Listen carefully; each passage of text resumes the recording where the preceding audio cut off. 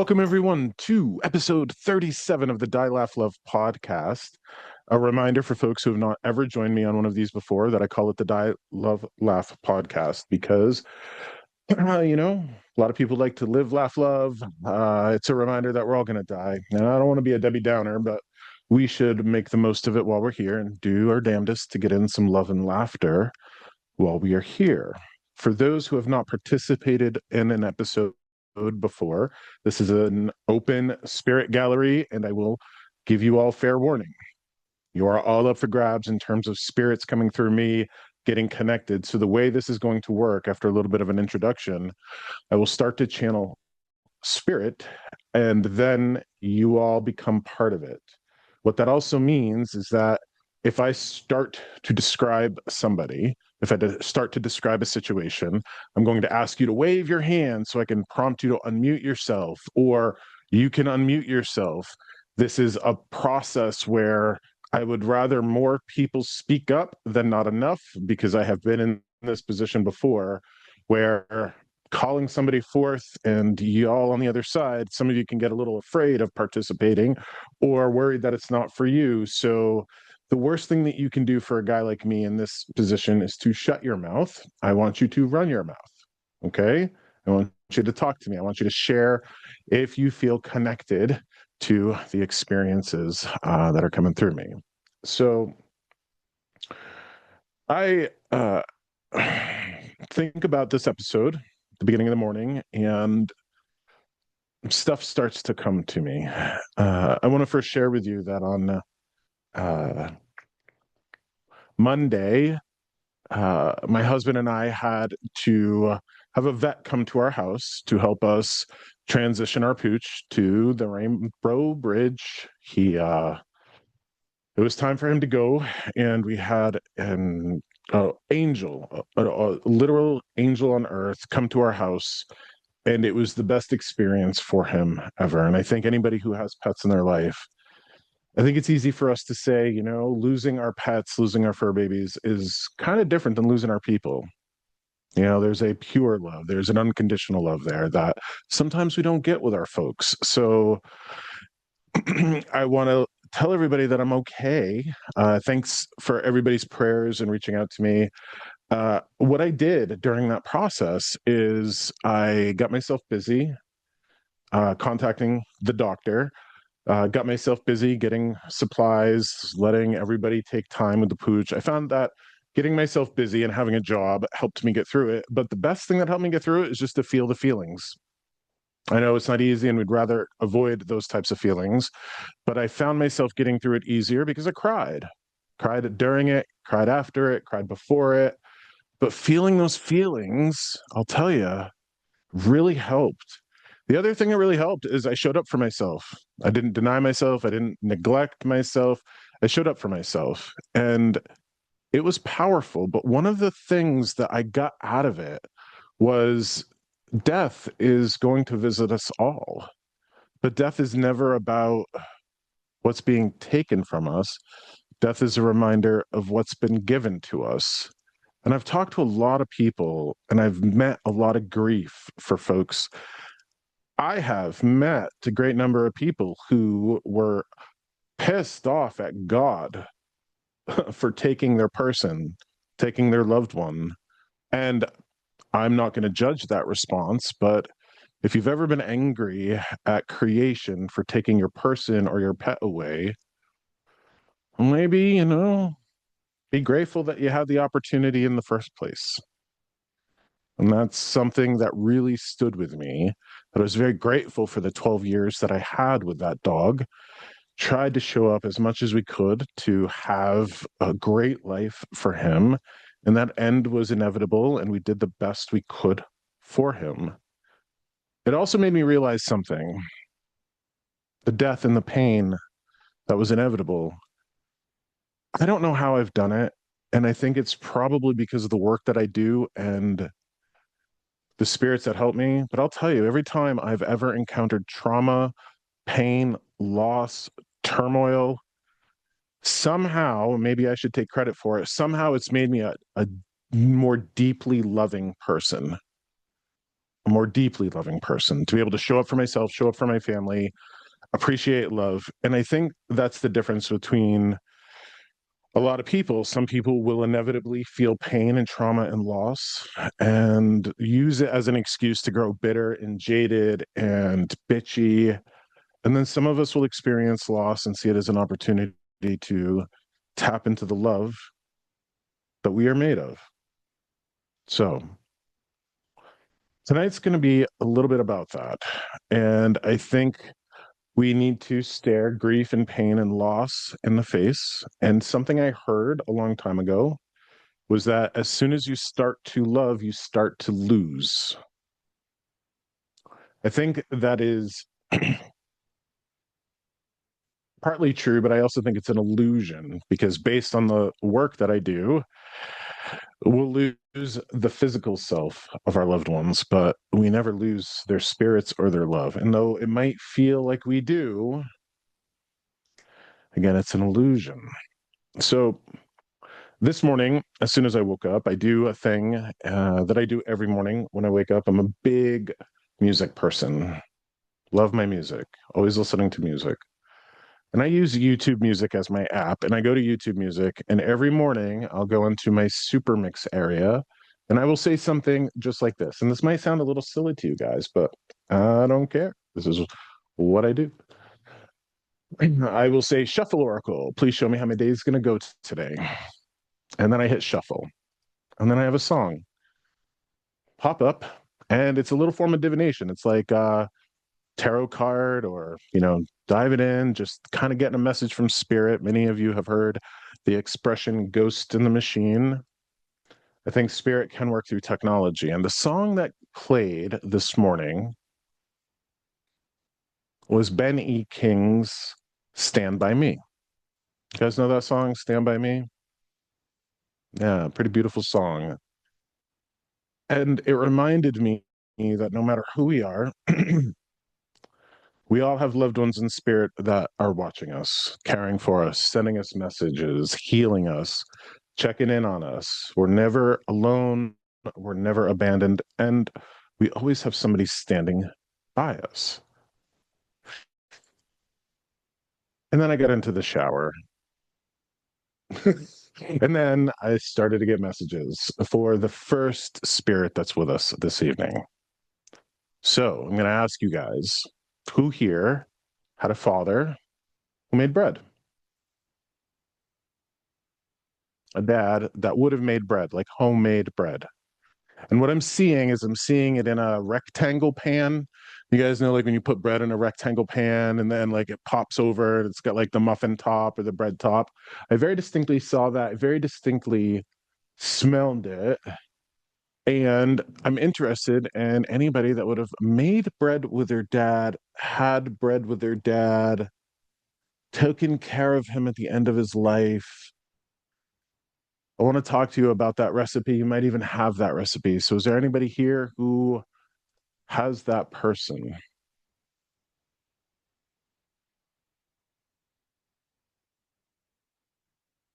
This is where we get into the awkward silence. Okay. This is what happens.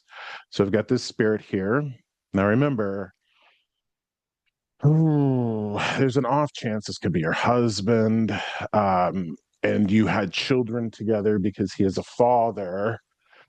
Um, I will tell you that this person is would love to see you get your hands on some flour, stretch the dough, make the bread. The other interesting thing here too, don't get caught up in like bread. It could be pizza dough, could be something homemade.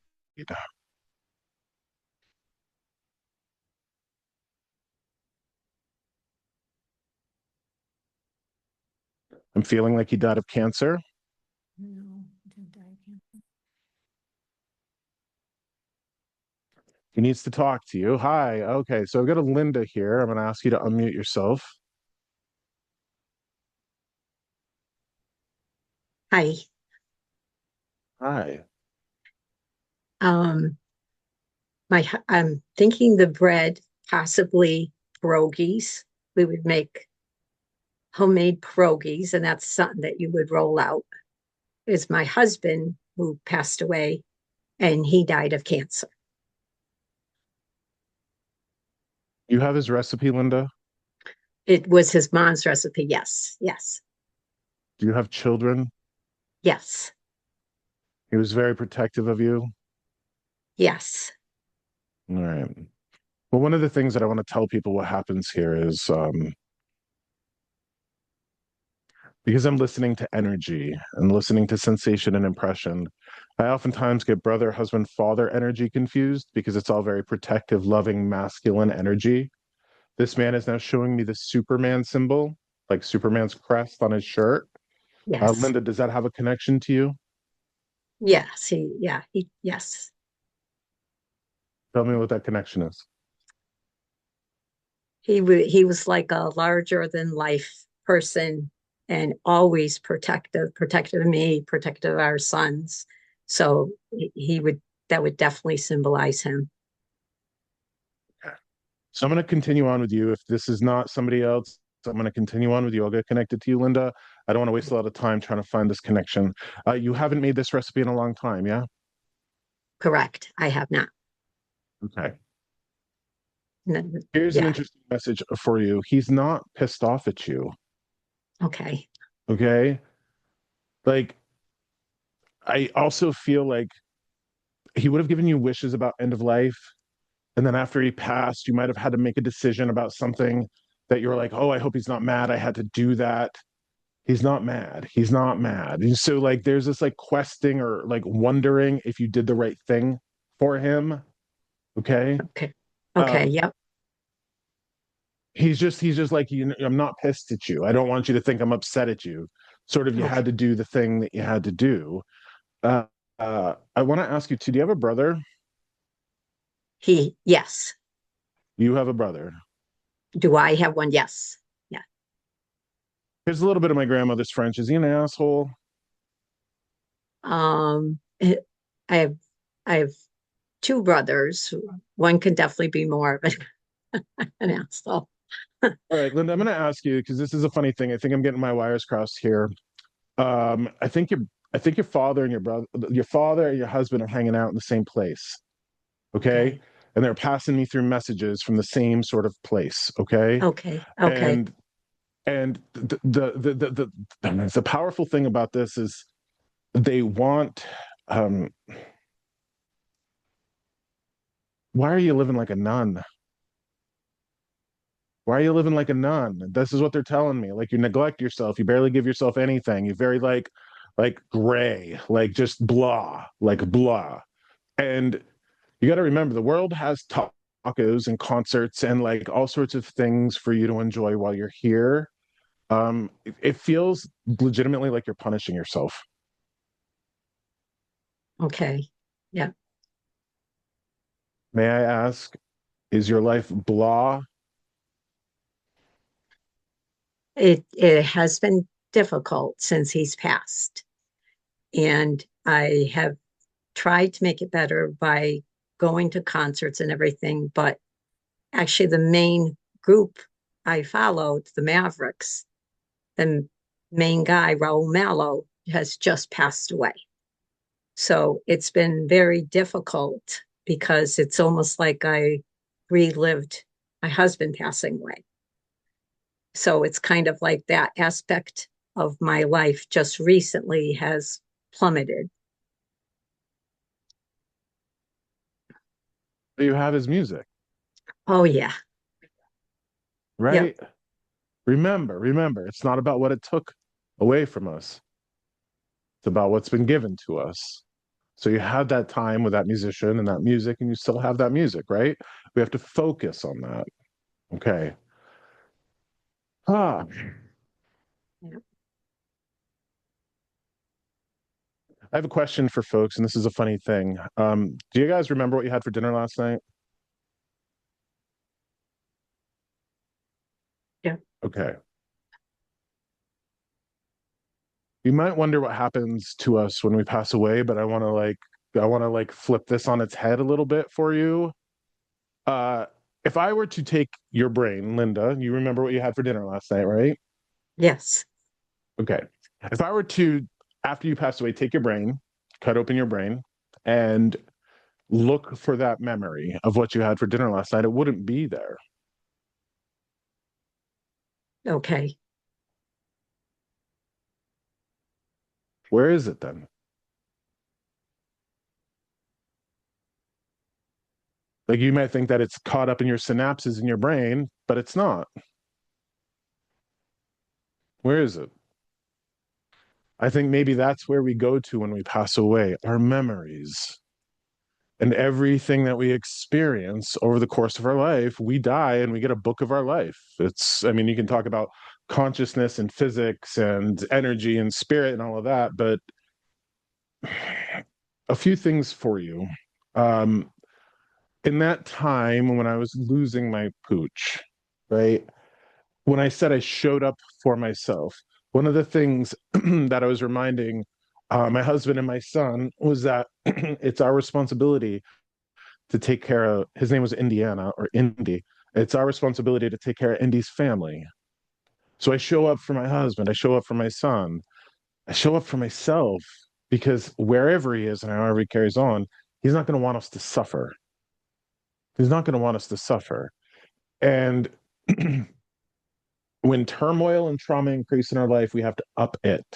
Okay, we have to bring up the joy and like we watched really stupid comedies. Like we didn't watch anything depressing. We kind of compensated for the pain that we were going through. And I think in this way, as you experience loss, your husband, um, it's important that you know that it's your responsibility to take care of his wife. Okay. And it's interesting. So this guy was he was a knucklehead. He's talking to me about being a knucklehead, like a joker. Okay. I Yes, have to ask yes, you. Okay, so I'm gonna yes, ask you. I'm seeing something what looks like your kitchen. Okay, hold on. All right.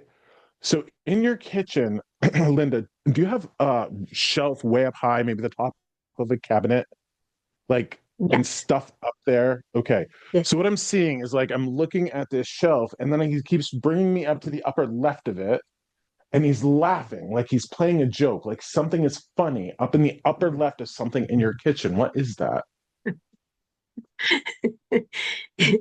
It's it's actually it's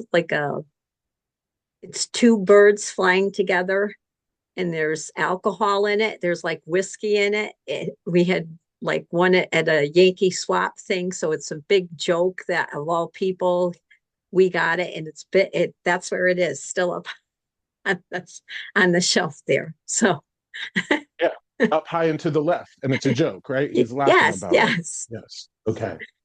So a few things for you, Linda, because it feels like you're now. I'm going to get some physical stuff for you.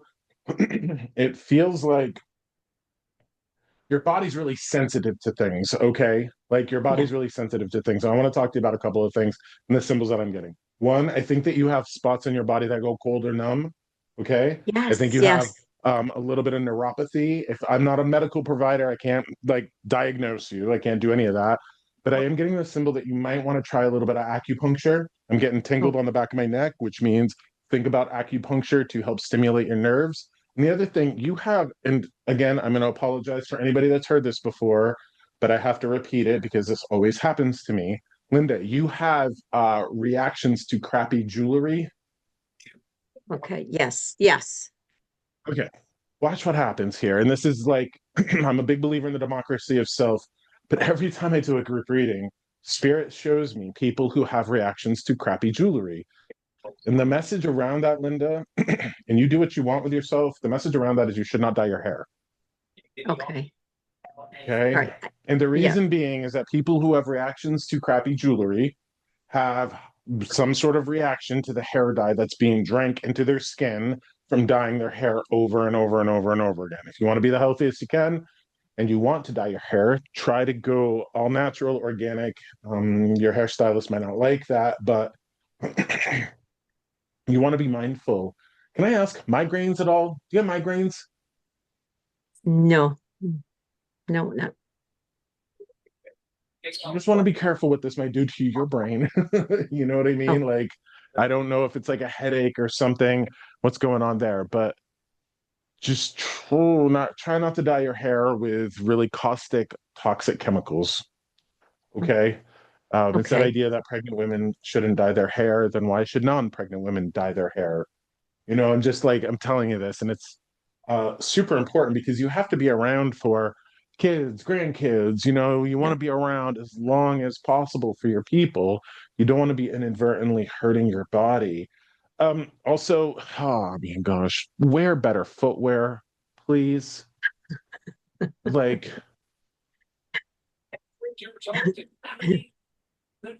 Oh, I do oh, not know what you're wearing, but it's not what he likes. All right. Like he's showing me you walking right out your front door and slipping and falling on your ass. This is what he's okay. showing me.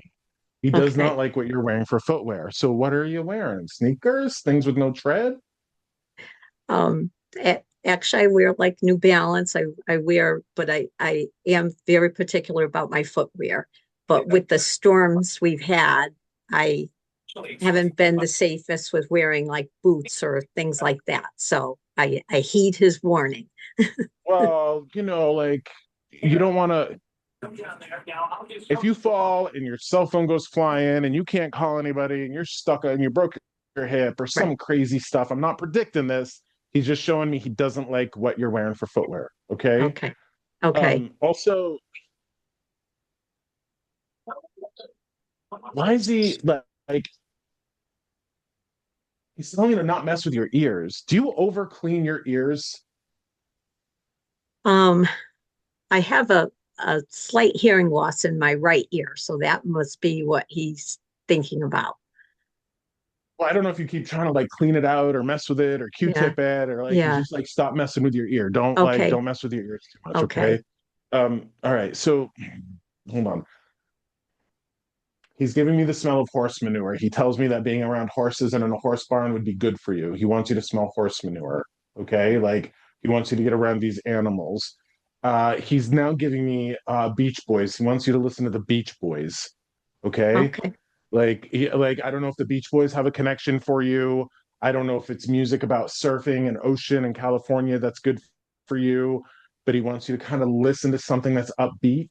Okay. Um, Okay. oh my gosh. So he cannot wait to tickle your feet again. Like he cannot wait to mess with your feet and tickle your feet. He's very excited to see you, but you have a certain amount of time before you're supposed to transition to where he's at. Okay. Um,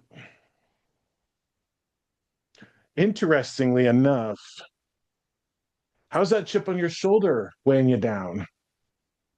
He says you got a chip on your shoulder. Yeah. He's like, shrug it off, shrug it off. It's just weighing you down. It's weighing you down. I don't want to get into it because it feels private. There's a woman that you resent, and you need to let it go. You need to let it go. Okay. Okay. That's hard. That's hard to do, but okay. Well, tell me what good it does holding on to the chip.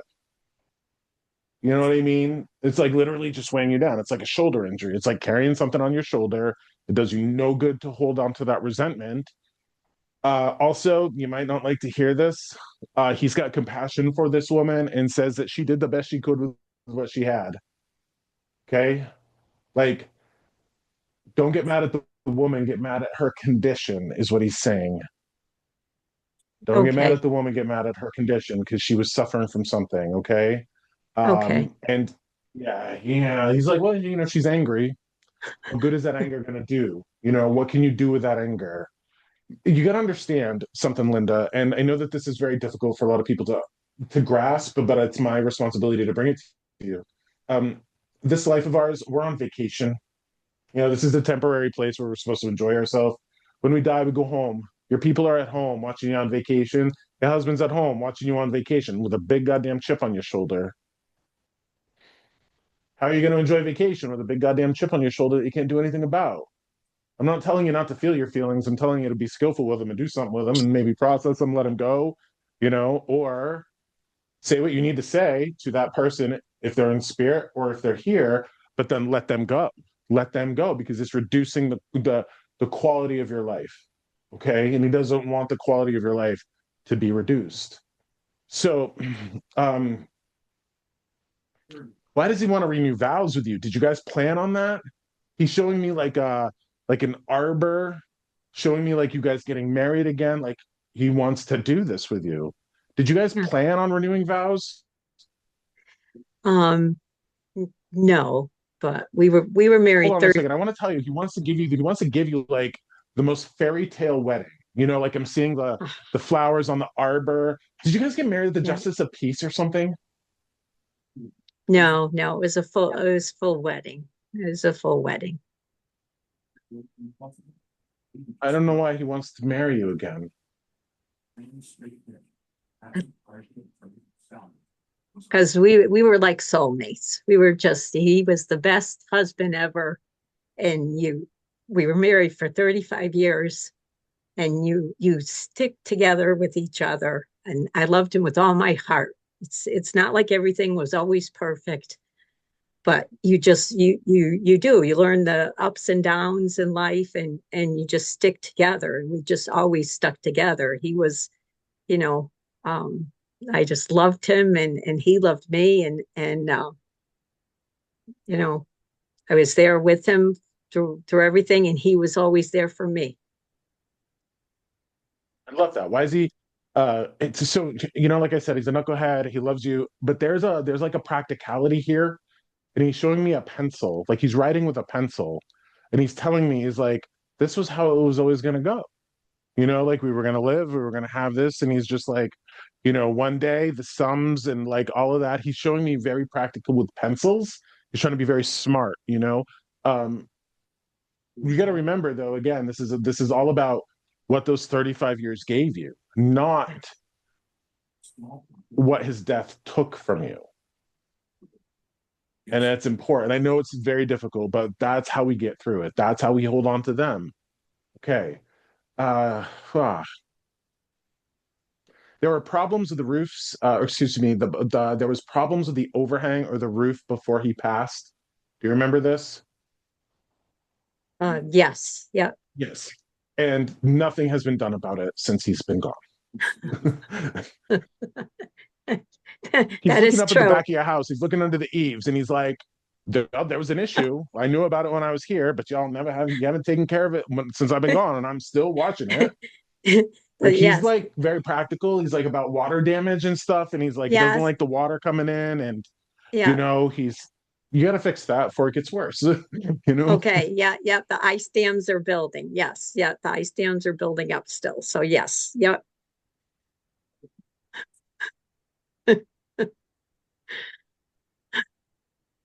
you need to make his pierogies, Linda. Sorry, yes, yeah. like you need to make his pierogies. Also, he says that you need to put garlic in yours. He wants you to have garlic in your pierogies. He says garlic's really good for you. Okay.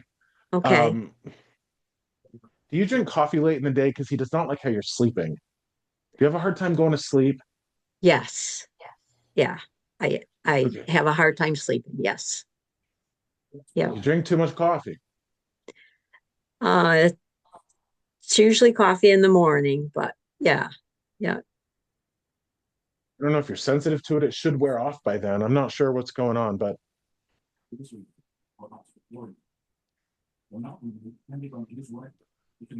yeah. Just thinking about too many I things. don't know why he would say this, but he's like, well, if you're desperate, just drink cough syrup. I'm not telling you to like I don't know what the hell this guy's about, but like I guess anything will do. Don't get addicted to cough syrup. Jesus, Linda. Oh my God. Yeah, So, yeah, you know, maybe you need a little bit of cough syrup when the nights are rough. I don't know. You know, your mileage is yeah, gonna vary. You're an adult, you do what you want. You can get it at the yeah. drugstore. Um, but don't yeah, he says just don't grow bitter. Okay. Interesting. Okay, he has a junior. Like you guys have a son that's like him. Yes, yeah. Yes, I don't I mean like junior exactly, but like he's got like a mini me. You know what I mean? Like a clone, right? Okay. Um, he is really hammering on him to get him to go in the opposite direction that he's going. He's really Okay. like working on him, giving him messages. He doesn't like the direction he's going. So he's trying to give your son like go in the opposite direction. He doesn't like it. Okay. Linda, you might want to do this. No, this is not my word. He's kind of calling your son a jackass. Okay. He's just Yeah. like obstinate, stubborn, not doing the thing that he needs to be doing. When this goes live, you can share this with him and tell him his son, like his father needs him to go in the opposite direction that he's going in. It's like he's going, what do I hear? Like, you know that expression, like bad money after good, bad energy after bad. Like he just keeps putting bad energy after something. And like his dad is trying to get through him to go in the opposite direction. He doesn't like it. He says he's going to hit a wall, crash, like crash and burn. He's going to crash and burn. Okay. So this is something about somebody doing the wrong thing in the wrong direction. Okay. Yes. And he Yes. says it with love. He says it with love. You got to know, Yep. and your son has to know he says it with love. It's not judgment. It's not, his dad is not trying to be an asshole to him. He's just trying to get him to go in the other direction, Yes. like a Yep. 180-degree turn. Yes. Okay. Yes. Also, I have to tell you, you kind of have to wrap your head around because he has free will. You have to wrap your head around maybe he won't, kind of an acceptance thing. Your son is a force of nature and he might not. He might have to crash and burn before he figures out what is the right path for him. Hope and pray, but expect, like hope and pray for the best, but always keep a little part of your mind that says, well, you might not go in that direction. So, because he's got free will, and that's a thing that spirit finds very difficult to. They can't change it. Okay. Um, no, thank you for honoring him at Christmas. He says, thank you for honoring him at Christmas. So you Oh, somehow honored your husband at Christmas. He's watching you guys. Okay. oh, He's watching you guys. The other thing, too, and I got to say it to you, the woman you resent is your mother. Do you remember this? yes. Yeah. Yes. Okay. You have items of hers in your house, like in the attic. You have items of hers he says you need to get rid of. Oh, Okay. okay. Well, it's Okay. like carrying bad energy, carrying bad mojo, carrying pain and trauma. And it's like they're speakers. Like, I didn't want to say you're resentful of your mother, but he's like, nope, she got shit in the house. It's from her mother. It needs to go. You don't need to hold on to it. Okay. Super Okay. important. Like, and especially if you see it every day, you know what I mean? If you have like heirlooms of your mom and you're seeing them or what have you, it's better to just kind of like, I don't know, give them to a child, give them to the historical society, give them to a sister, give them to somebody, and you don't have to actually look at them. Okay. Okay. Okay. Bad Yeah. vibes, Linda. You Yeah. got a house, you got some bad vibes around mom's stuff. Okay. Okay. He loves you and he cannot wait to eat, oh, what is it? Scrambled eggs omelets with you. He can't wait to have breakfast with you. You know what I mean? He just cannot Yes. wait to see you. So this is like you Yes. just have a hell of a good time while you're on vacation. One day you're going to go home to him. All right. Okay. And it's a Okay. different world. It's a different existence. It's a different way of being. He tells me that you have vitality and strength, like you're going to be one old lady. You're going to go a long way. Okay. So if you think about the amount of life you have left, you want to make sure it's the best for you because that's the best for him. Okay. Like you are his movie. What's the movie you're giving him? This is the important message. All right. And that's the message for everybody. Okay. Yeah. Much love to you. I have to shift. I have to go to the next weird thing. So thank you for being here, Linda. Okay. Thank you. Also, Thank you so continue to much. you're welcome. Continue to say good night and I love you to him every night before you go to bed. I will. He's hearing that. Okay. All right. All my love to you. All right. Here's the next thing. Do I have two sisters here? Do I have two sisters in separate windows here? Two sisters. Now, don't get caught up on blood sisters. Here's a funny thing.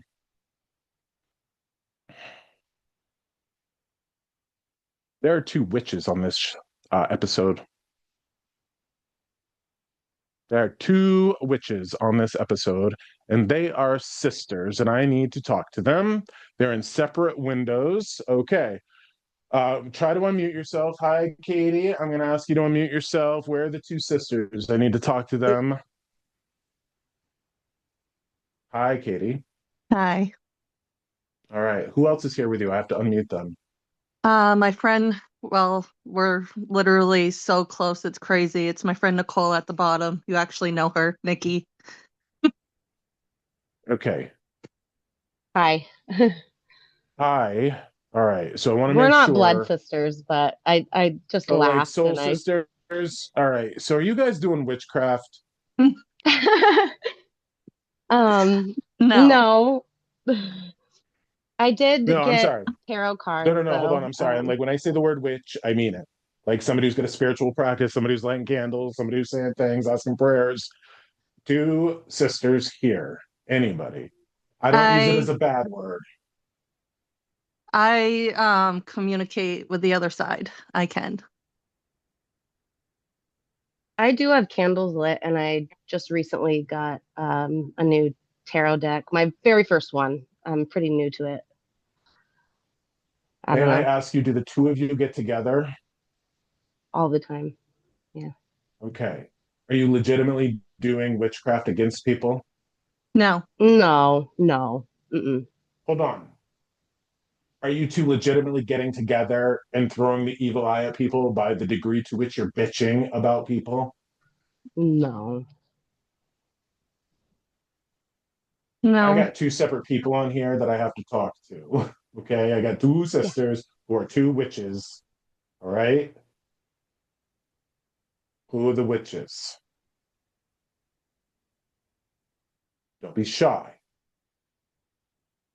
I've just started dabbling as like in kitchen witch stuff and green witch stuff. Wave your hand. Sarah. Who's this? Who's speaking? Sarah. Oh, hi, Sarah. You got a sister here? No. Hmm. Okay. Hi. Oh, Karen. Hi. I'm gonna unmute you. I can't hear you, Karen. Hold on one Okay. second. Hi. I'm not the witch. I was just waving to somebody in the audience. Ah. Okay. I'm All muting right. All again. right. All right.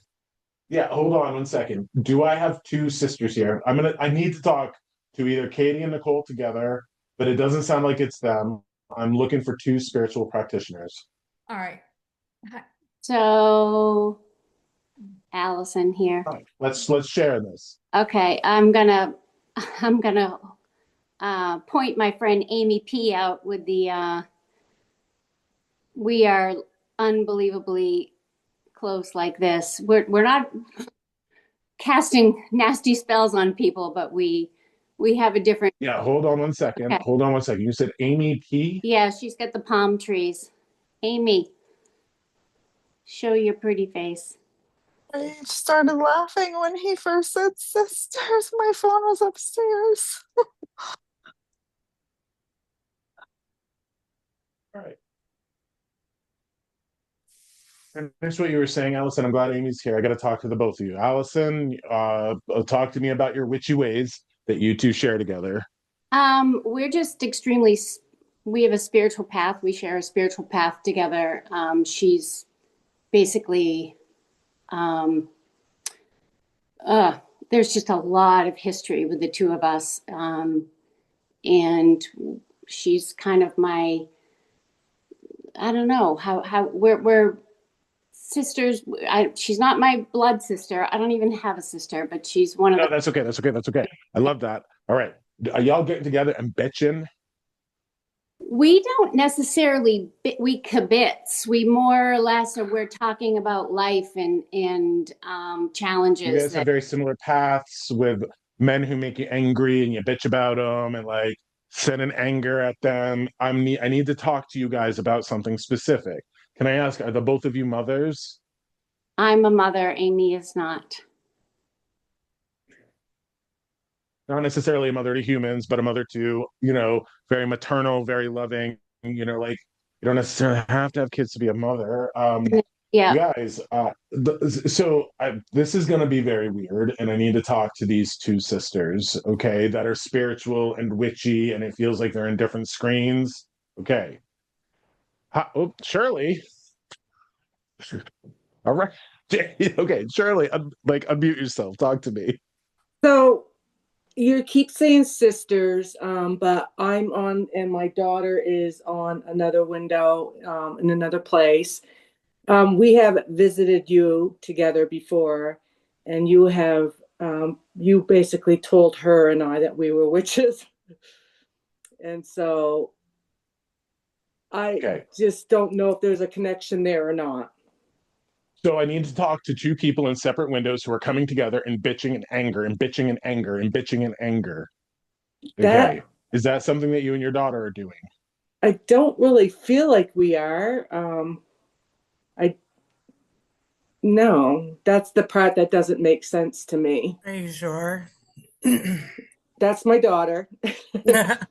Well, we do talk about, yeah, about husbands and stuff, but Okay.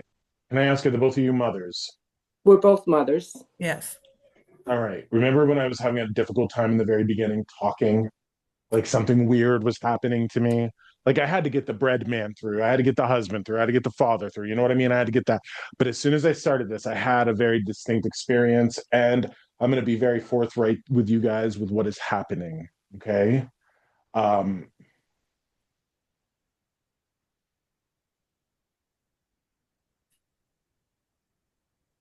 I feel like it would take me a half hour to explain all of this, but I'm not going to. I'm just going to let you know. In the world of spirit, we have the beloved dead and our ancestors, and they're around most people.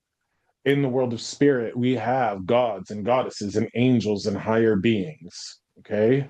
There's a reason why I am tattooed with roses because I have met what would people would know of as the mother goddess, the Egyptian goddess Isis.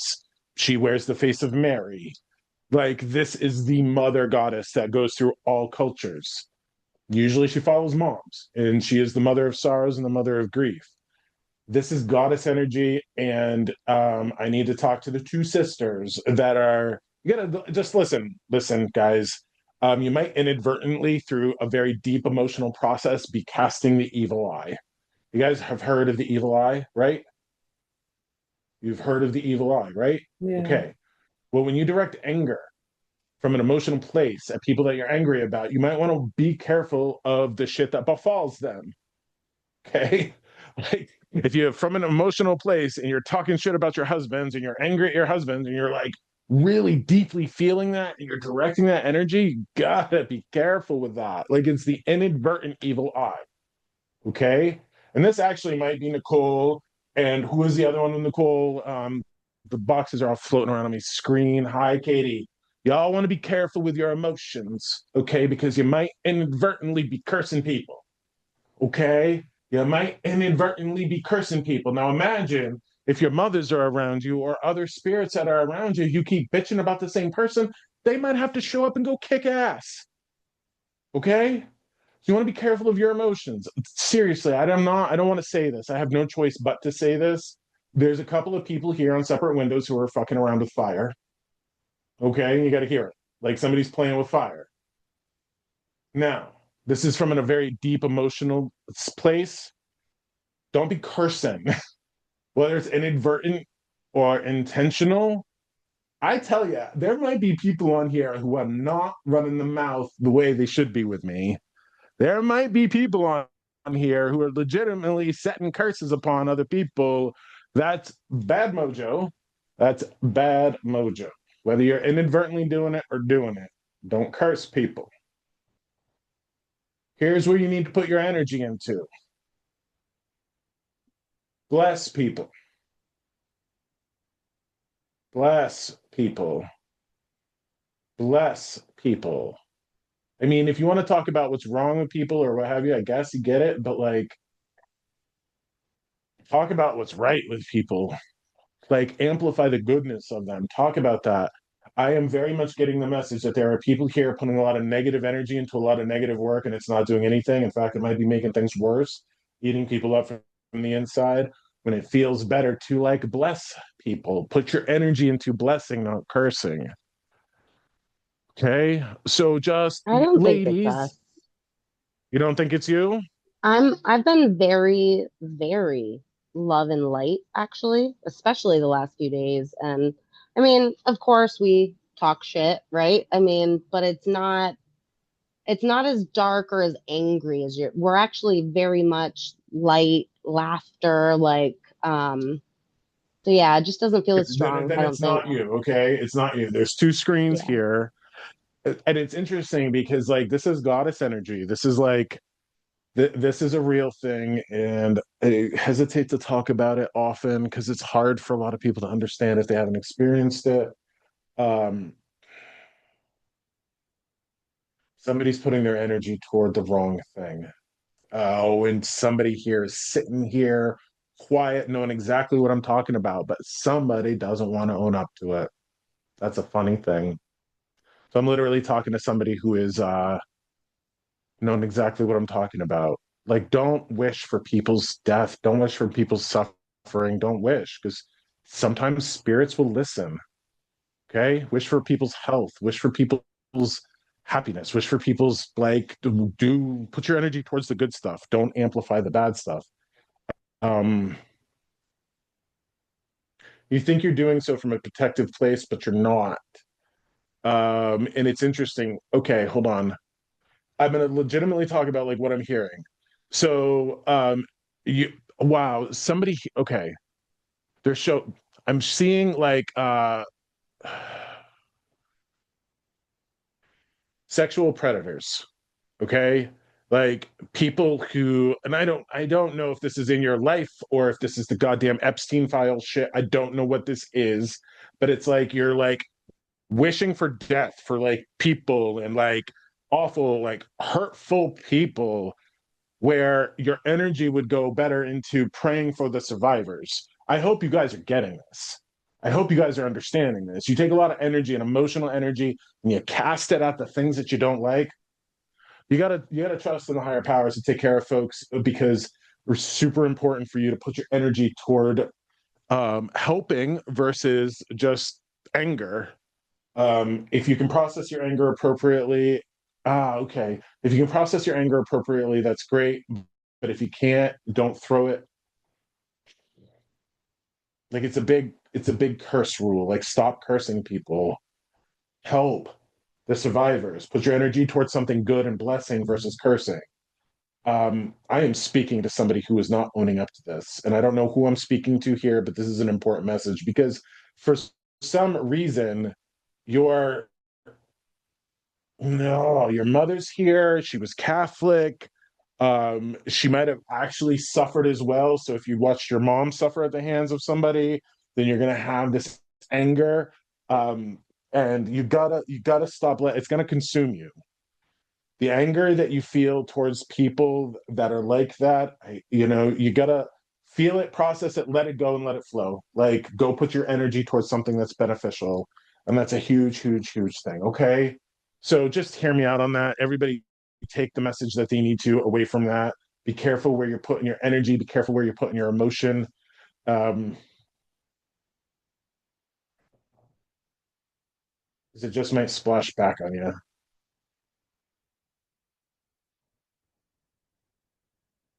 Oh my gosh. Okay.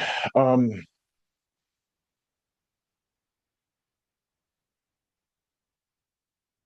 well, with that being said, we're going to shift gears. You guys might listen. This is spiritual fucking around and finding out. Don't fuck around. Don't find out. Okay. Let higher powers take care of those people. Also, this is what I've got to say to you all. Hear me out about how the world of spirit works and what happens to us when we die. Listen, I know there are a lot of people, like, there's a lot of stuff going on right now about that Epstein file shit and all sorts of awful things coming out about people doing really awful things. They may not face judgment or justice in this world, but let me tell you what happens when they die. All right, rest assured. Every single person in this world who lives and dies, who causes pain intentionally, and then they go to the world of spirit, everybody who dies goes through a life review, you guys. Everyone. Everybody goes through a life review. You're going to take a look at every moment of your life. You're going to take a look at every moment that you hurt folks, intentionally or unintentionally. But guess what happens to the people who intentionally cause pain and harm in the lives of others? They go to the world of spirit and they experience it. I hate to say this, but this is something that you guys need to hear. Every rapist on earth dies and goes to the world of spirit and experience that rape for themselves.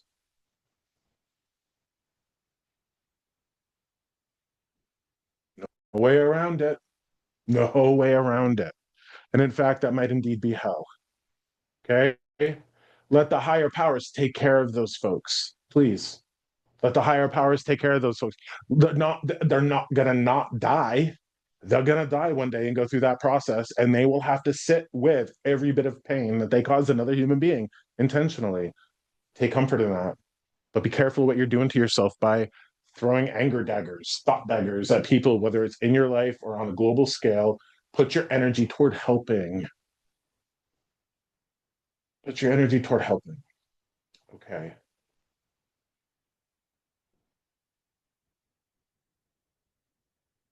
Now, anybody here have a teddy bear made of clothes? Patrick teddy bear made of clothes from a guy who liked racing, NASCAR, racing, race cars, anything. Anybody here have a teddy bear made of a man's clothes?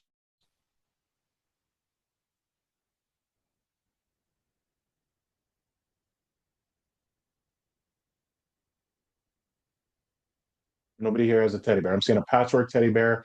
Looks like one of those teddy bears that are made after somebody passes away and you give them clothing to a seamstress or a sewer. And I'm hearing the roar of engines like race car, NASCAR, something like that. Is this something that you've been thinking about doing with somebody's clothes that are left over? Is there a teddy bear that's important that's wearing a t-shirt of somebody's? Talk to me about this. Uh, he's a jokester. He's coming into light in the mood. That was heavy. But that energy of those beings that are not human, that can be very intense energy. Uh, he's showing me a train. He's showing me like what looks like a toy train. He's coming through, and it's funny because he's telling me he was the brother of all sorts of people, like the brother of many. He would have had a lot of friends, a lot of brothers. This feels like maybe a brother, or I don't know. Um, Anybody here have a patchwork teddy bear? I gotta ask.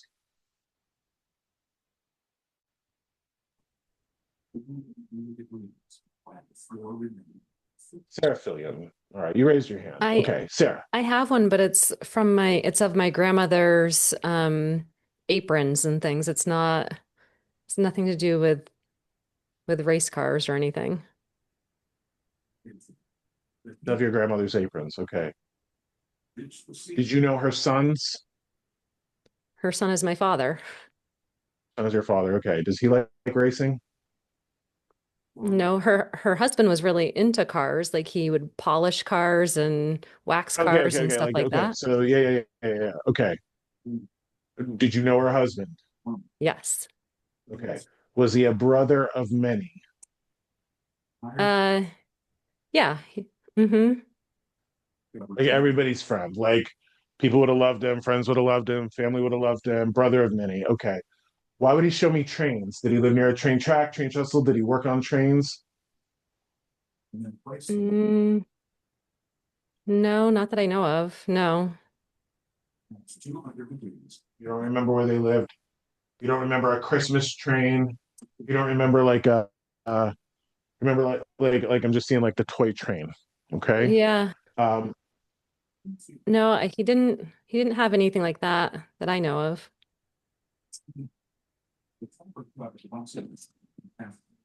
a goofball. This guy's a goofball. He could be. He was a jokester. Mm-hmm. Jokester, yeah, goofball. You might not know what the train thing's about. Or you might be experiencing what people know of as psychic amnesia. Okay, where like the thing that I'm mentioning might come to you later. Um,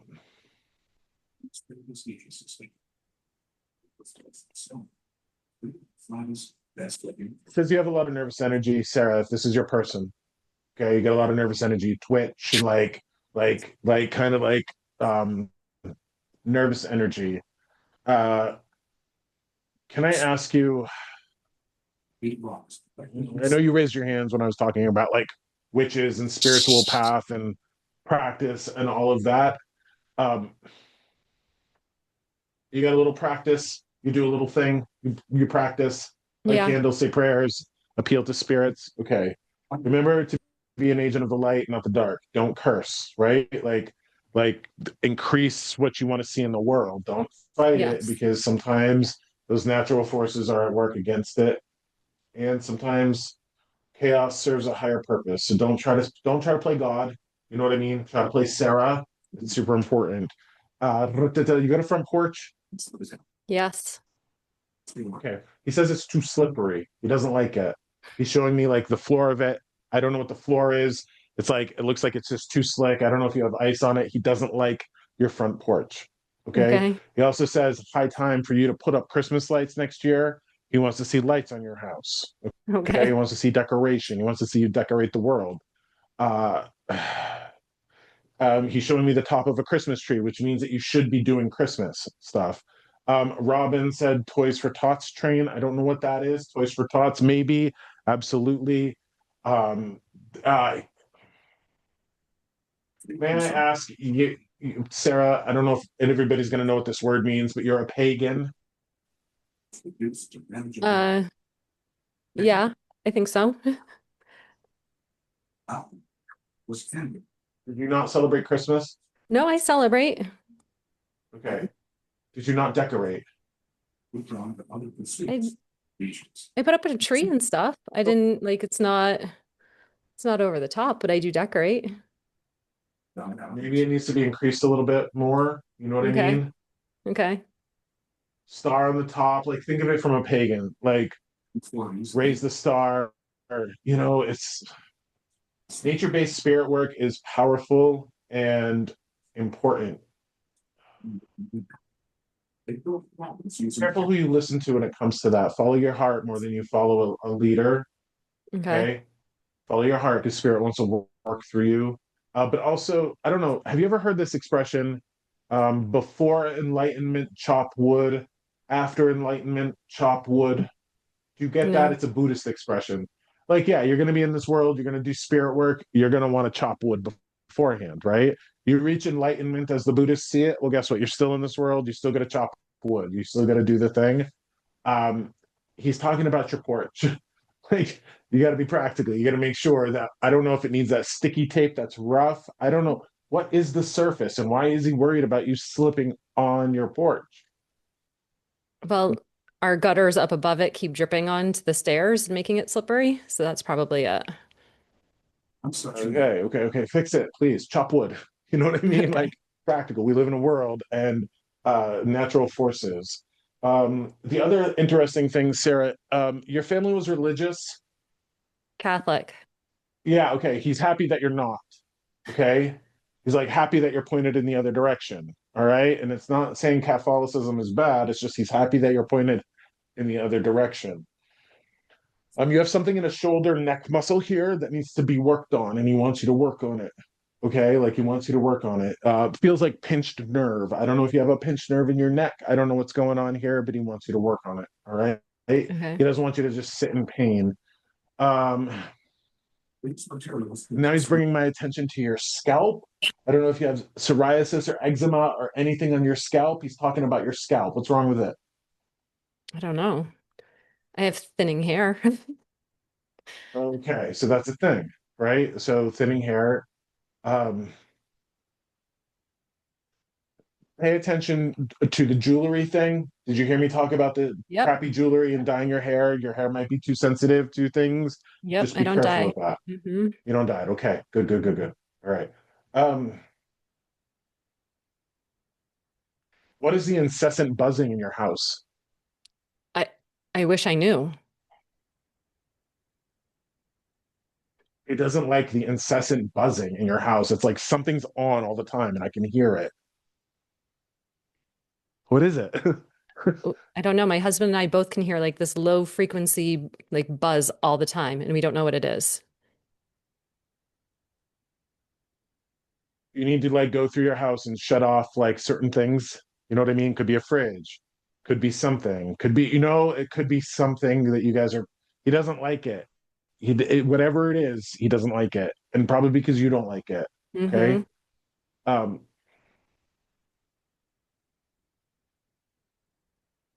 you work out of the house, Sarah. Uh, Sometimes I travel for work sometimes, yes. Okay. He doesn't like watching you come home. Like he doesn't like watching you come home because you're a different person than when you leave. Do you Hmm. understand? Mm-hmm. Like he doesn't like watching you come home. And when you come home, this is going to sound silly. Oh my gosh, you need to listen to the Sesame Street theme song. Okay. Okay. Like Big Bird, like sunny days. That you need to listen to something when you come home to help up. Okay. An alarm clock that does that always makes low humming sound. So Tina just put that in the chat. You might have something that's like that constant buzz. Okay. Mm-hmm. Super important for you to take care of. Okay. Um,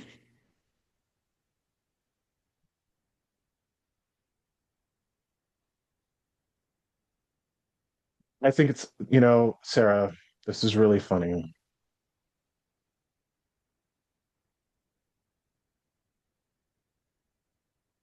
Here's an interesting thing for you. You have a little bit of these gifts, but you doubt them. You have a little bit of these gifts, but you doubt them. And what I want to show you is this. Like, this is legitimately what this man is showing me. When I was talking about there be two witches on here who are cursing people, right? They didn't speak up. They're legitimately like throwing bad mojo. There's a couple of people on here who know exactly what I'm talking about, who aren't owning up to it. And I stand in the confidence of that. I don't need people to validate me. I don't need people to tell me, oh, that's me, that's them. I try to figure it out. I try to talk to them. I try to give that message to them. This guy's telling me the people on here know what I'm talking. And there's that sense of confidence, right? I might not get that validation. I might not get that person to come through and say, yeah, that's me. And I'm sorry, I won't do that again. But there is an inner knowing. So you got to talk about your knowing. You got to just know for sure, like trust that knowing, no matter what happens, who you come across. If you know it in your bones, you're going to know it no matter what you feel. Okay. Right. Now, when I do this, I kind of open myself up to just let spirit come through to me, let spirit come through to me.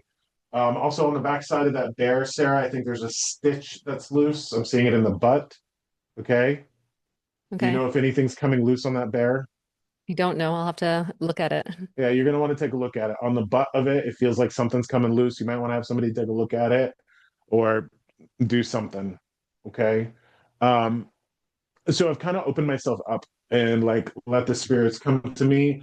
But now the angel that I work with, that works with me, is telling me to go direct. Okay, which means that I'm going to point out somebody and I have to call them out and I have to talk to them. And this is what I'm going to do. All right. Also, before I do that, Sarah, you should be very proud of who you are, what you built with your life. You're making a difference in the lives of people. Okay. It's super important that you know this. Fix the porch, please. Don't fall. Take care of yourself. All right. I have to ask Mary Ellen to unmute herself, please.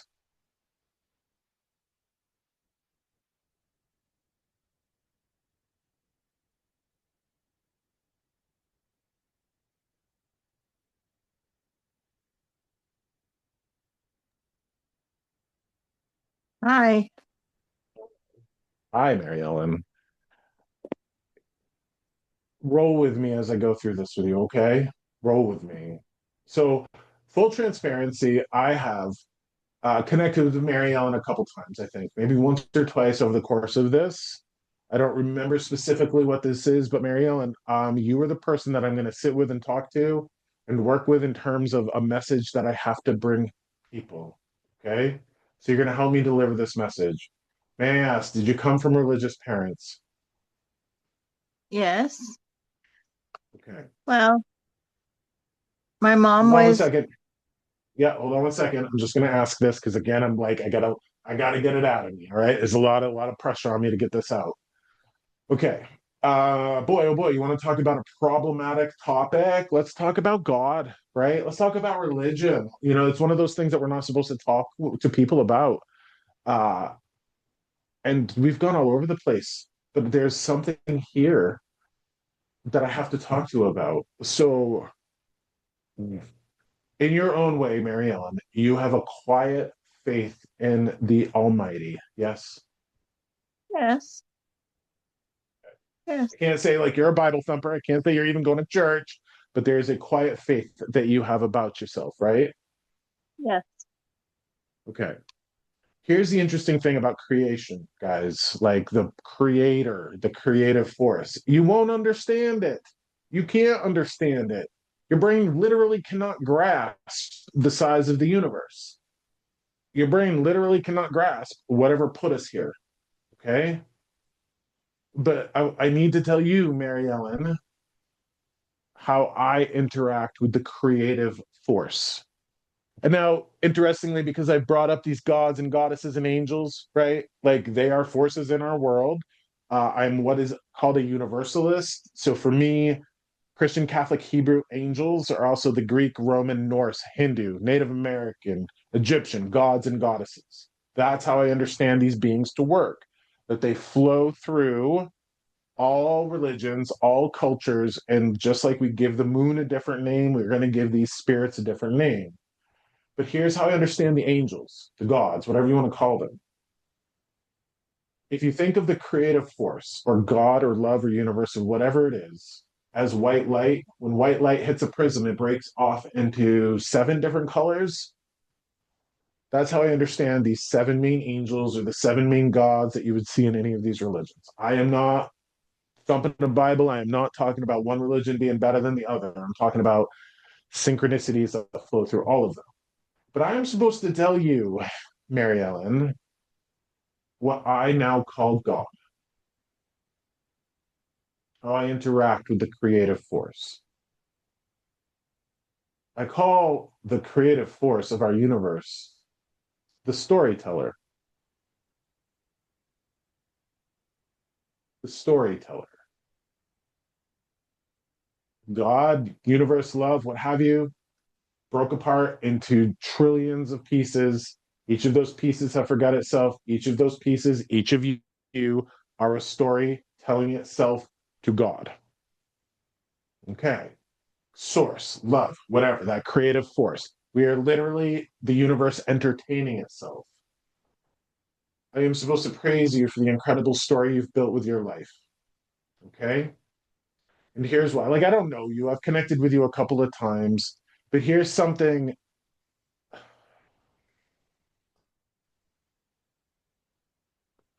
The thing about the angels is that, like, in many, many different traditions, the gods, the angels are the intermediary between humans and that creative element.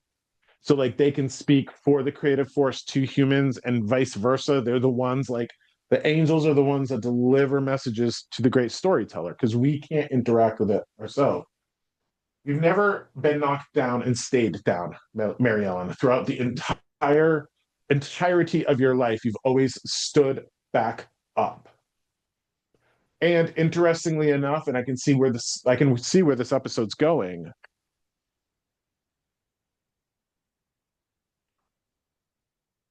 You've done the work of angels in your life, and you've put your energy towards the good, not the bitterness, not the anger, not the jealousy, not the rage. You haven't cultivated it, you haven't fertilized it. You've put your energy towards the good. You should be very proud of the story that you're telling eternity with your life. But you should also be very proud of the supporting character that you play in the stories of other people. Allow me to be so bold, Mary Ellen, as to tell you that you delight the great storyteller with your undying, persevering love. Bold statement, right? A bold statement. Yeah. Wishes that you would take care of your sciatica. Okay. Interesting. You got a pain in your hip, got a pain in your back.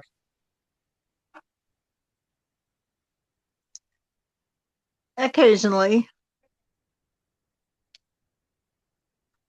You might want to consider some ice therapy, okay? Not a problem. All right.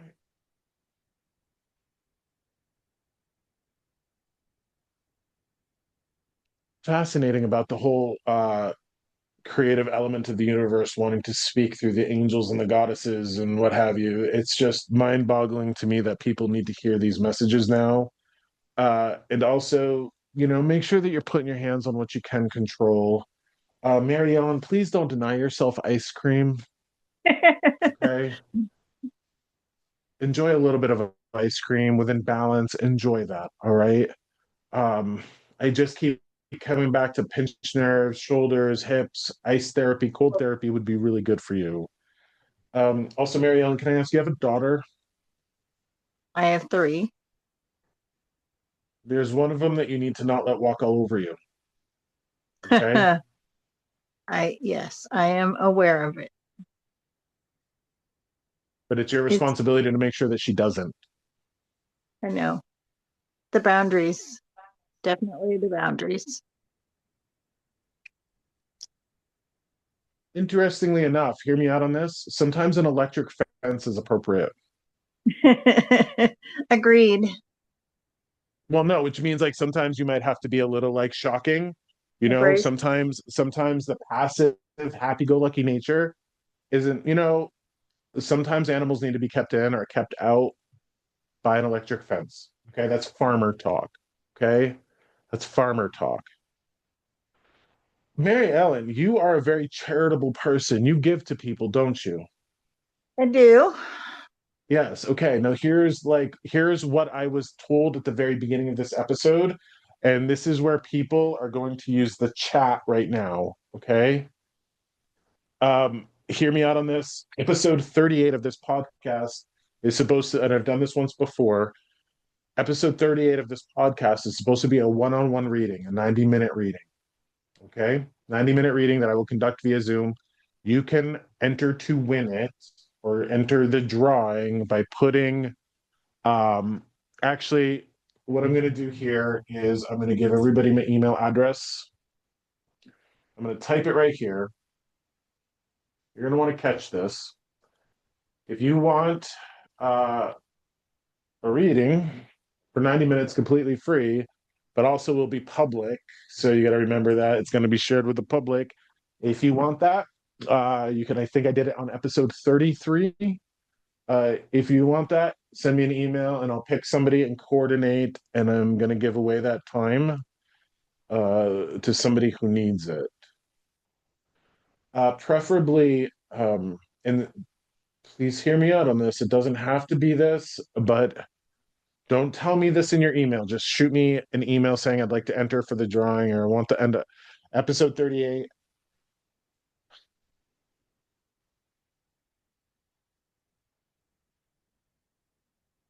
I feel like I need to talk to a mother who's lost their children or a child or a son.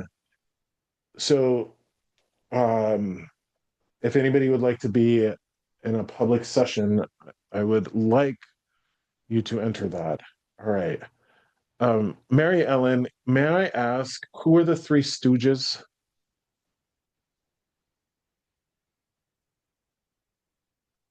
Larry, Curly, and Moe. You have three stooges coming through for you right now. Um, I have three siblings that have passed. Three brothers? Yes. Okay. Tina asked, can we enter for someone else? Tina, absolutely. You can enter for somebody else. They just need to know it's going to be public. I'm going to record the session and it's going to go up for the world to see, like I did on episode, I think it was 33. Um,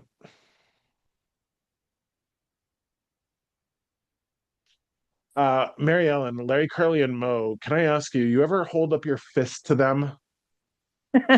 Once in a while. Like, come on, you sons of bitches, come at me. Like, oh, you got fire, and they appreciate it. But here's something that you have to understand. Again, I don't know you very well, but your day-to-day life, you inspire people. Please know this. You're not letting bitterness and anger and resentment consume you. You're putting your energy towards the good and towards the love and towards, I mean, love and light is pretty hokey because dark and shadows have its place, but you're changing people's lives with your love. Okay. So when I'm talking to people about cursing through anger, you're not doing that. No, Thank you absolutely. for that.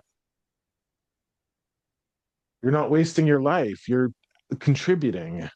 You're making it better. You're telling a better story. So, I mean, imagine what kind of story. I mean, watch a movie or watch a TV show with somebody who's angry and bitter and jaded and pissed off at the world. What kind of story are you watching? And it's not to say that those things are unavoidable. They're not. You're going to have them, but it's what you do with them. So when I talked about losing my pooch and the grief and the pain, it's how I handled it and it's how I processed it. I wasn't passive with it. I didn't just let it roll me over. I held it. Let it flow through me. And I think so many people are just so passive and just letting themselves be bulldozed by life and the pain and turmoil and chaos and trauma that just it seems to be so oversaturated in our life right now. Mary Ellen, do you have a birthday coming up? In a few months. Okay. You're supposed to gift yourself wind chimes. It's not a surprise. Well, it's just like if nobody's going to give you a birthday present, you're supposed to show up for yourself and buy yourself a birthday present. Show up for yourself, please. Okay. Not a problem. Definitely can do that. And, consider writing a book, please. Consider writing a story of your life. Consider writing this stuff down before you go home and you leave your people here on vacation. Okay. Yeah. And I do want to say the daughter that bulldozes you and walks all over you, when you pass away, you can't do anything about this, Mary Ellen, but when you pass away, she's going to regret how she treated you. Yeah. You can't do anything about it. I know. We don't always realize how short life can be. Guys, like, listen, I'm going to be 47 in March, right? I'm at the point in my life where I'm like, oh, January like that, February like that, March like that. It goes by so fast. And I'm in a place where, like, wow, I'm going to be dead before I know it. What did I do while I was here? How was I a supporting character in the lives of others while I was here? Okay, thank you for this. Thank you. You don't mute yourself, Mary Ellen, because I have another man coming through, but I don't know if it's for you. Okay, he's showing me his Popeye. He shows me his naval hat. He might have said an expression. He might have been like Coast Guard or Navy. This is old generation. He's tough and strong and quiet. He would have said things like, and I think the message for you is fish or cut bait. I think somebody here has two sisters that might have had like a father, grandfather who was like a naval guy. Anybody have a naval person, captain, admiral, somebody who wore a hat? Like I'm seeing the yellow, like shoulder pads and like the decorations on the lapels, all of that. My oldest brother was in the Navy for a double hitch, but he was not upper echelon, shall we say. He was not professional. No, he was professional, but he wasn't like a decorated naval He wasn't officer. decorating. Remember the symbols you're giving me. Somebody here is like in the Navy, right? Yeah. Pipe smoking, like Popeye. Like Uh, like yeah. these are the things I'm saying. Did he smoke a pipe? Yes. Was he hard and Like quiet? he was rather quiet, yes. Yeah, like John Wayne style, like not going to show my emotions, tough and quiet. Absolutely. Absolutely. Okay. Right. Can I ask you, this person has grandchildren in this world? Yes, he does. Yeah, watching out over him. Okay.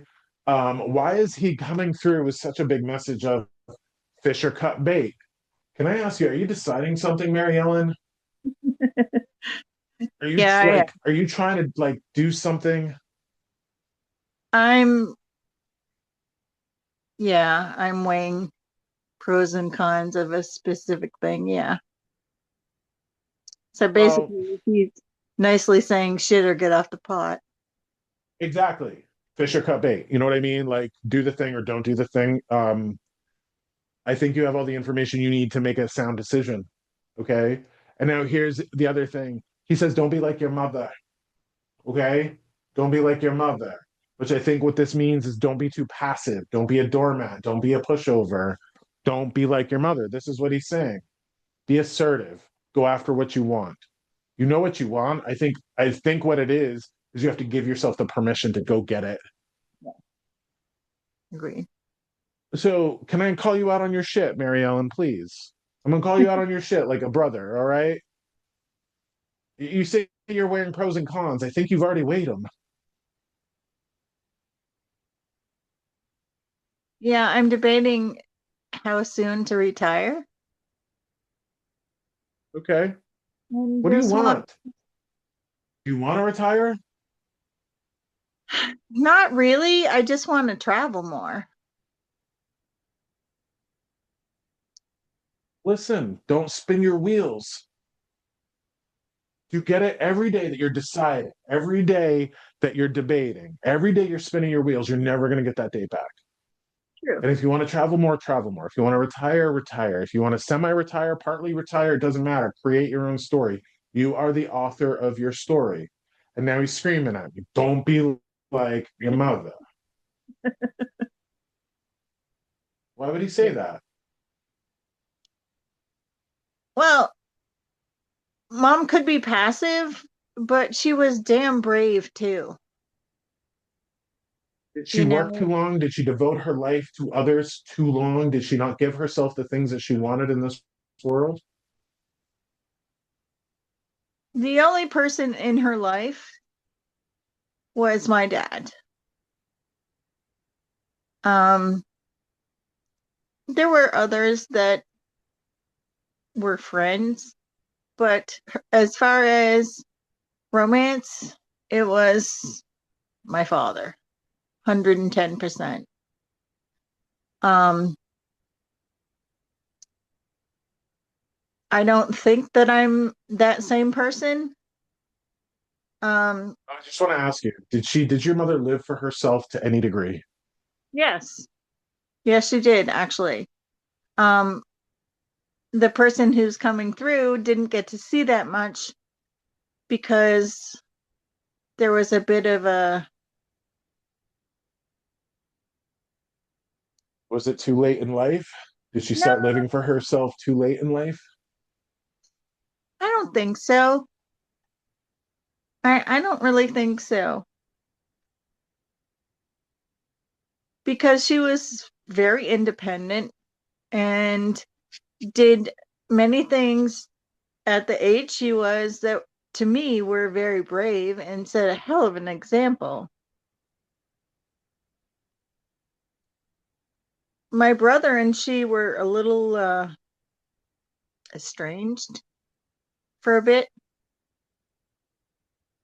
He and I were actually estranged for quite a while, even though we're extremely alike in many, many ways. He's still telling me it, Mary Ellen, so I'm gonna just ask him to interpret it, okay? Like, don't be like your mother, all right? Um, Weirdly, when I taste hot sauce, it means temper.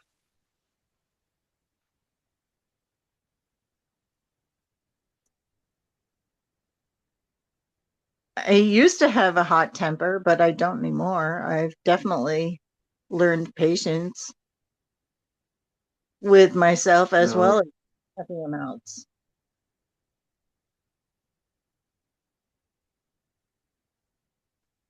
your mother had regrets, Mary Ellen, okay? No doubt. Don't have regrets for you, okay? It's fair. Do you remember a granddaughter who would have worn an Easter dress? Yes. You know a granddaughter of yours that would have worn an Easter dress, yeah? Was it pale blue?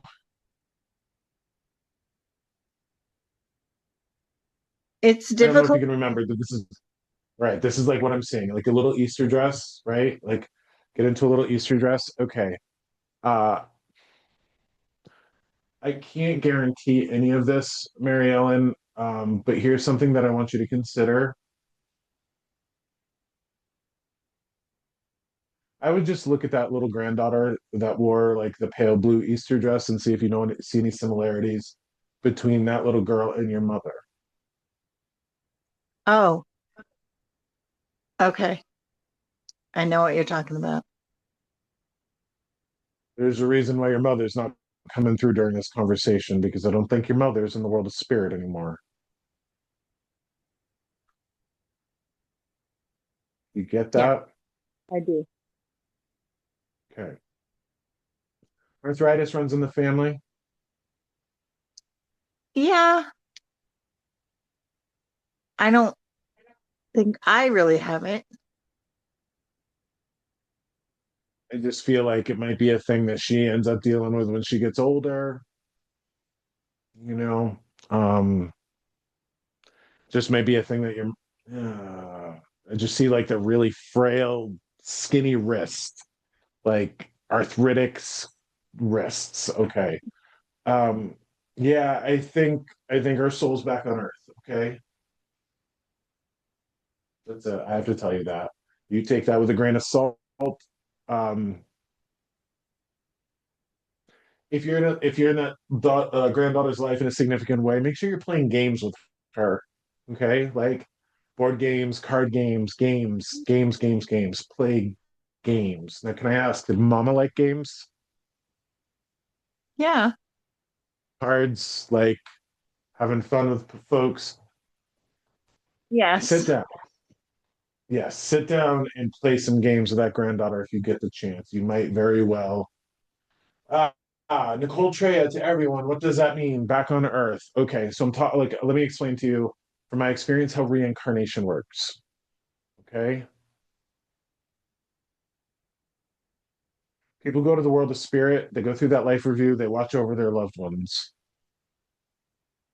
And they're there for a particular amount of time until they get bored and they want to go on vacation again. From my experience, we reincarnate with soul clusters, soul families. Like, there's a good chance, Mary Ellen, you and your mother were sisters 500 years ago. We go through time with the same crew of people most often. And weirdly, we have this thing where we reincarnate back into our family lines a lot just because we want to go back on vacation and go meet those people and go hang out with those people and watch them and care for them. And, it's like this long eternal process that we share together. So, That is so awesome. Yeah, it's very cool. yeah, be proud of yourself, Mary Ellen. And also, I know that you say that you're considering retiring. I'm seeing what looks like a diploma or a certificate that you should go and get. So if maybe like partly retiring and maybe going and like getting a certificate, maybe like Reiki or something like that, something else. Because even if you do retire, I don't think you're going to stop. No. Like I think you're going to be the story that tells itself to itself until your very last breath. But as a storyteller, you're also telling a story to your husband, you're telling a story to your brothers, you're telling a story to everybody in spirit, you're telling a story to your children, you're showing them how to tell their own story. You know, it's this idea of our lives are stories and we're the author to a great degree. You got to be proud of the story you've written. Um,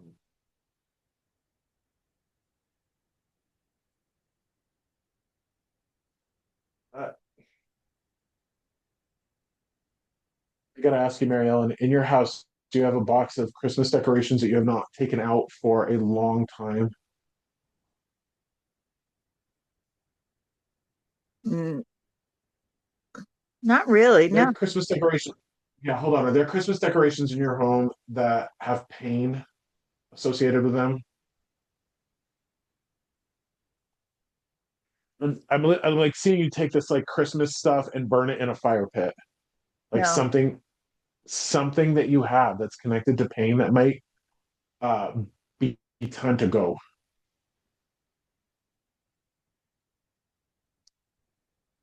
Yes. You know what I'm talking about? Like I don't think you've had it out in a while. It doesn't serve any purpose. Right. It needs to go. You are right. It, you have a fire pit. I do.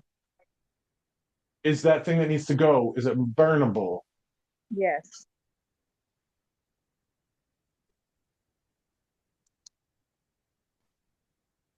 Yeah, it is. Let the fire transform it and take it. Okay. A couple of times here, you guys, a couple of times I've talked about like getting rid of things in people's homes. You got to understand the things. How about this?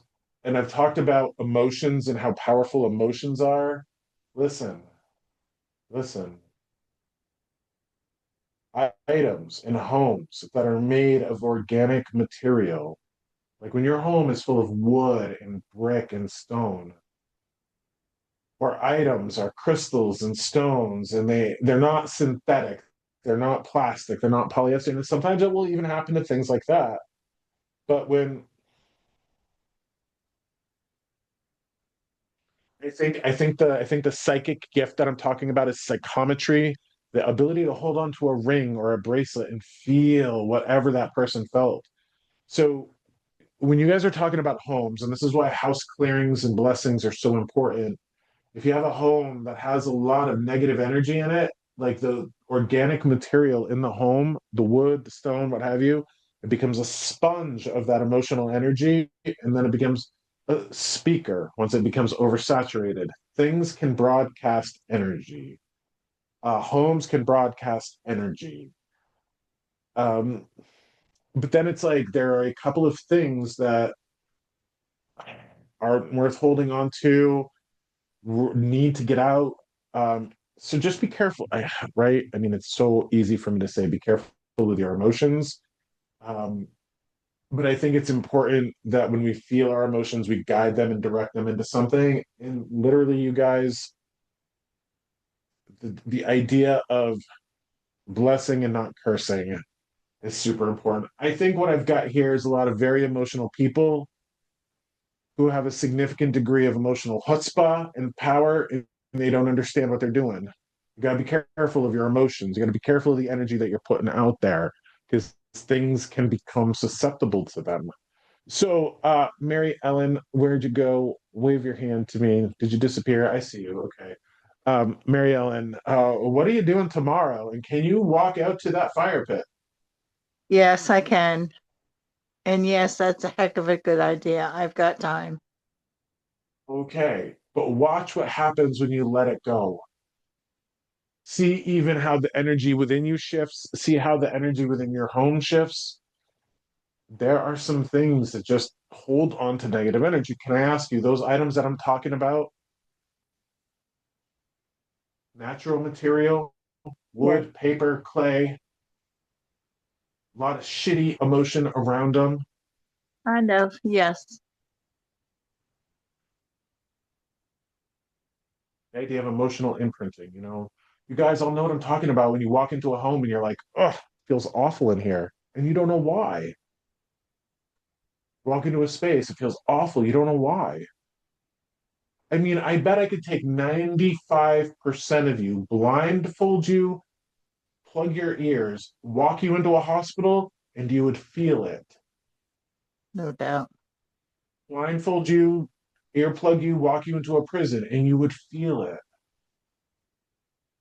Now, if that's true, then the opposite, the antithesis of that is true.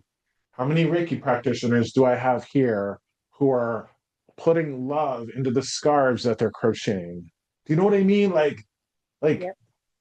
we take the energy of our love, imbue it into objects, imbue it into food. I mean, you guys, that's literally what kind of what witchcraft is. Yeah. Intentional manipulation of energy, whether it's I want you all to think about this from this perspective, and I want to give you this little lesson. I'm going to go because here's a little bit of emotional witchcraft for you guys. Okay, and I use this word very sacredly. I want you to imagine the cliche of mom and grandma's cooking being the best. You guys know about that, right? It's a cliche at this point. Mom's cooking was the best. Grandma's cooking was the best. Tina, Reiki is I'm gonna have you go to Google, okay? I'm gonna have you go to YouTube. Thank you for spelling it correctly. You're gonna want to go research it. But with that idea of energy manipulation, energy healing, okay. Basically, Tina, Reiki is the Japanese version of energy healing. We're all energetic beings. We all have energy that is flowing in and out of us. But I want to talk about kitchen witchery because I'd already heard it mentioned. Okay. So when you are cooking, like when I say mom's cooking was the best or grandma's cooking was the best, I'm not sure if it was actually the best or you're feeling the energy that they imbue in it. So here's how I believe it works. Your emotions are so connected to water in your body. You are mostly water. You're mostly water. You're 70% water. When you feel a particular emotion, your water cells are vibrating. Like literally, emotions are like a radio station. So, anger, very jagged and fast. Love, very slow and rhythmic. Everybody has heard the word aura, and I'm going to use it in this way. It's your bioelectromagnetic field. When people talk about empathy and feeling others, what you're actually picking up on is the vibrational frequency that they're emitting. You're a radio station that's picking up on their radio frequency. This is why you can kind of feel people because they're vibrating in a way that you can't understand with your five senses. So imagine this. Imagine you with this energy field that you're emitting and your aura goes about arms width wide. You are walking around in an energetic bubble. That energetic bubble is broadcasting your emotional frequency out. When you cook and bake, everything you ever cook and bake with always has water. Everything. You can't cook or bake anything that doesn't have water. So I want you to think about chicken soup. When you make chicken soup for your loved ones who are sick, you're sitting there, you're stirring love, you're stirring healing into it. Everything you cook or bake with always has water and it's always in your aura. Always, always, because you're manipulating it by hand, it's always in your auric field. What happens, y'all, when you get two or three women around a big pot of soup stirring in the same direction? Now you have witches in a cauldron, right? Witches in a cauldron making a big pot of soup with intention. They're all sitting there, their auric fields touching it. You guys, you're more powerful than you realize, and you can have more effect on the natural world than you realize. But just take it from me. Don't ever cook or bake when you're angry. No. Okay? Because you're going to put that energy in your food. And I think that there's a reason why people are sick. I mean, we're eating food that's made in factories, we're eating food in restaurants made by angry people. I had an experience in a restaurant once where I ate an appetizer and I could taste how goddamn pissed off the chef was. I ate the main course, the entree, and I was like, okay, they're feeling better. I think they took a drug. And then by the time I got around to the dessert, I was like, that son of a bitch is in the kitchen flying high. Like you can taste the energy of the people that are cooking and baking your food. This is why mom's cooking always tastes good, or most often tastes good. This exists on a spectrum. Some of you have more of it than others, but remember it's your intention and your emotions, and you want to be careful with your emotions. And in the right spot, maybe it's good to throw some anger at folks, but I don't know. I think your energy is going to be better spent throwing love at somebody versus a curse. Okay? So, Reiki practitioners, be aware that you don't have to be a Reiki practitioner to heal or manipulate energy. You don't have to. It is something that we do through our intention and through our emotion and through our love. Just focus on being part of the solution and not increasing the problem, okay? Which means, hear me out on this, all you lovely kitchen witches out there.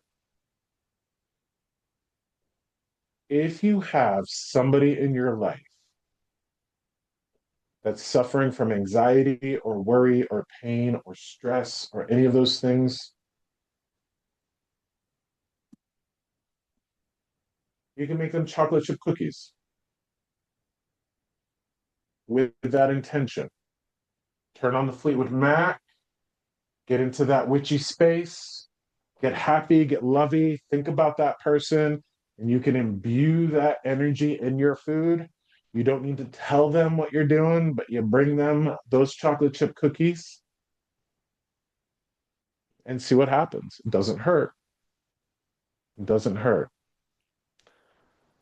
What's fascinating as I say this, I see the window that says Tracy Anello. Hi, Tracy. You don't have to unmute yourself here. But when I talk about making chocolate chip cookies for people, I think you might have a chocolate chip cookie recipe in your family or something like that. And I think that you have somebody in your life that could use some chocolate chip cookies made by a big heart like yours. You get it? Okay. Don't let the bastards grind you down. Make some goddamn cookies and make the world a better place with your love, okay? All right. You guys, thank you for being here. What a whirlwind. What a whirlwind. And I Yeah. hope those sister witches took me seriously when I said that. Maybe they did, maybe they didn't, but karma's a tricky bitch, let me tell you. Karma's a tricky bitch. Also, Tracy, as I'm looking at you, please do me this favor. This summer, grow pumpkins so you can make jack-o'-lanterns for Halloween. Please, if you got a place where you can grow pumpkins, pumpkin patch, pumpkin mounds, your people in spirit want you to be growing pumpkins so your kids, grandkids, your people can be making jack-o'-lanterns with the pumpkins you've grown, okay? Also, you're gonna want to grow sunflowers too. All right. Tracy, interestingly enough, God damn it, I thought I was done. I thought I was done. Okay, hold on. Yeah, unmute yourself. Here we go. Oh, you're okay. You can hear me. I can hear I you. can hear. Say hello. Hello. Okay. Hi, Tracy. You pray to Jesus. I do. Yeah, you got Jesus around you. Oh, good. Yeah, Jesus is a real dude. He's like an ascended master, right? I could go on all day about like the Jesus thing, but I'm not. Listen, I got to tell you, Tracy, Jesus hears your prayers, okay? And you're not alone, even though you feel alone, Okay. okay? All right. That's nice to hear. Yeah, what a message to end that one on, huh? So, hey, Mary Ellen's going to go out to the fire pit and burn her shit tomorrow, okay? She's going to do this. She told me she's going to do this. She's going to get that energy out of the house. Tracy, if you can make your family or that gentleman in your family chocolate chip cookies, I can do that. please do that, okay? I will. Thank you. The Jesus thing isn't a Christian thing. I gotta say that before he goes and before you go. It's not about Christianity. It's not about church. It's not about worshiping. It's just about love. Okay? And remember the power of love, please, Tracy. You're not alone. Okay. Thank you. Okay. I really needed to hear Everybody, that. I love that. And you really need to make chocolate chip cookies. So I'll make them for make Jesus. those chocolate chip cookies. Okay? Um, Jesus cookies, you know? Make your Careful what you Jesus ask for. cookies. Okay. I can do All my that. love to you. Take care of yourselves, you guys. I will see you next time, all right? Thank you. I'm going home for food. I love you. Bye. Bye.